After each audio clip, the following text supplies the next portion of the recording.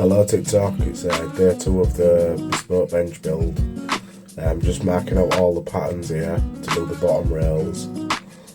So yeah, once I've got these patterns done, I'll transfer them straight onto a Iroko 70mm. Now I'm actually cutting the Iroko out with the curves on.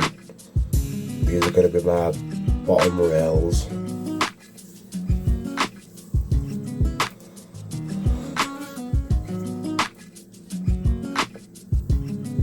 And there we are.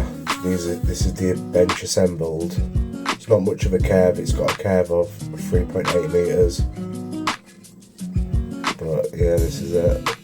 There's the rails that I've just done. The ends that I did yesterday. And obviously tomorrow is going to be the top rail and the backlets. So yeah, stay tuned, see the full progress. Thanks for watching.